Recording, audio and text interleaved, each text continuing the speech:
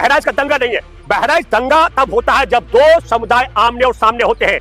बहराइच का मामला बड़ा साफ है। दुर्गा विसर्जन मामले में राम गोपाल मिश्रा जुलूस में शामिल था, वो जाता है और सरफराज के घर पर ऊपर जब वो ग्रिल तोड़ता है, ग्रिल तोड़ने की बड़ी आवाज आती है, पूरा परिवार डरा हुआ था। उस परिवार में उसको लगा हमारी जिंदगी और मौत का सवाल है, उसने सुरक्षा में डर के मारे गोली चलाई है। ये बात मैं ये नहीं कह रहा उसने अच्छा किया, लेकिन शासन प्रशासन योगी राज में उसके पास उसको लगा इसके अलावा कोई और तरीका बचने का नहीं है। मैं हैरान हूँ, सुप्रीम कोर्ट ने आदेश दे रखा है कि किसी भी कीमत पर बदले की भावना से ये सब नहीं होगा। बहराइच मामले के तत्काल बाद पीडब्ल्यूडी ने 23 दुकानों को और मकानों को तोड़ने के नोटिस जारी कर दिए। इलाहाबाद हाई कोर्ट ने भी बड़ी विचित्र स्थिति कर दी, 15 दिन की रोक लगाई है। ये सब का सब एक षड्यंत्र है। मैं इसलिए कहना चाहता हूं, बहुत दुख अफसोस की बात है कि राम गोपाल मिश्रा की पत्नी बहुत कम उम्र में विधवा हो गई। लेकिन मैं एक बात बताना चाहता हूं, इसमें 1300 से ज्यादा लोगों पर मुकदमे हैं, 125 के करीब आदमी गिरफ्तार हो चुके हैं। 1300 से ज्यादा लोगों पर जो मुकदमे हैं, उसमें भी एक भी आदमी किसी बड़े राजनेता के घराने का नहीं है। जो मारा गया राम गोपाल मिश्रा, वो भी बहुत गरीब परिवार से है।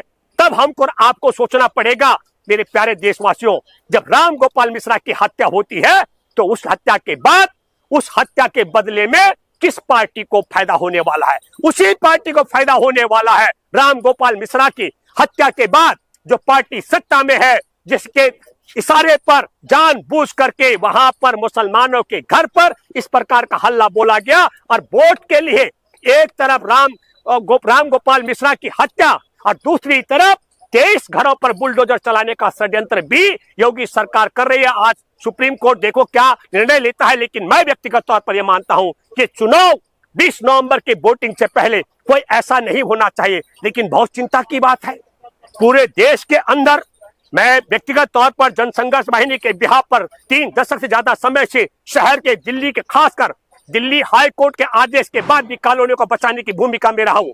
मैं यह बात इसलिए कहना चाहता हूं कि जब शहर में गांव से व्यक्ति निकलता है तो अपना मकान सर पर लेके नहीं चलता है, उसे शहर में जाना होता है रोजी रोटी के लिए, रहने के लिए छत चाहिए होती है। और छत कहां से आएगी? वो सरकार उसको छत नहीं देती है, तो वह अपनी हैसियत से नौकरी करके 25-50 गज का जमीन लेकर घर बनाता है। और उसमें जब ऐसी सरकार आ जाए जिसका जीवन सिर्फ 5 साल के लिए होता है, वो 50 साल पुरानी कॉलोनी को भी बुलडोजर से ध्वस्त करती है कि ये घर देखिए अवैध है। मैं ये बात इसलिए भी कहना चाहता हूं कि देश में इस बुलडोजर राज से भी देशवासियों को मुक्ति, ये सवाल हिंदू का घर का नहीं, मुसलमान के घर का नहीं, ये मसला है कि जब आप शहर में निकलेंगे गांव से तो घर आपको ऐसे ही खरीदने पड़ेंगे। और वो घर में कब आपके बेटे से, कब आपके किराएदार से, कब आपके पड़ोसी से गलती हो जाए और कब उसमें योगी और मोदी का बुलडोजर चल जाएगा, इसका भी हमको सबको सोचना पड़ेगा। दंगे पे कांग्रेस क्यों नहीं बोल रही? नहीं, एक मिनट, ये कांग्रेस से आप पूछे। बहराइच दंगे पर देखिए, दंगा नहीं है। एक मिनट, बहराइच का दंगा नहीं है। बहराइच दंगा तब होता है जब दो समुदाय आमने और सामने होते हैं। बहराइच का मामला बड़ा साफ है। दुर्गा विसर्जन मामले में राम गोपाल मिश्रा जुलूस में शामिल था, वो जाता है और सरफराज के घर पर ऊपर जब वो ग्रिल तोड़ता है, ग्रिल तोड़ने की बड़ी आवाज आती है, पूरा परिवार डरा हुआ था। उस परिवार में उसको लगा हमारी जिंदगी और मौत का सवाल है, उसने सुरक्षा में डर के मारे गोली चलाई है। ये बात मैं ये नहीं कह रहा उसने अच्छा किया, लेकिन शासन प्रशासन योगी राज में उसके पास उसको लगा इसके अलावा कोई और तरीका बचने का नहीं है। आप कल्पना करो, आप अपने घर में हो और कोई आकर आपकी छत में चढ़ करके आपके ग्रिल तोड़ दे, ग्रिल तोड़ने की आवाज से आप और बाहर नारेबाजी हो रही हो, आप सुरक्षा में क्या करेंगे? पहली बात। दूसरी बात है कि राम गोपाल मिश्रा के बाद लूटपाट हुई, आगजनी हुई, चुन चुन करके उसी तरीके से जिस तरीके से 23 दुकानों को और 23 मकानों को चुन चुन करके पीडब्ल्यूडी ने गिराने के नोटिस जारी किए, इसके इतर कुछ और नहीं है। उसमें हिंदुओं के भी मकान। मैंने क्या कहा? चुन चुन कर कहा ना मैंने।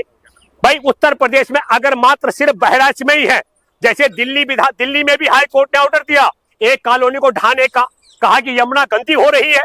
मैं तो दिल्ली हाई कोर्ट में बैठे जजों से कहना चाहता हूं, चलाइए बुलडोजर, कल नहीं आज चला दो, लेकिन 2 सबूत की उस कॉलोनी को गिराने के बाद यमुना बिल्कुल पवित्र हो जाएगी। ये सोचना पड़ेगा।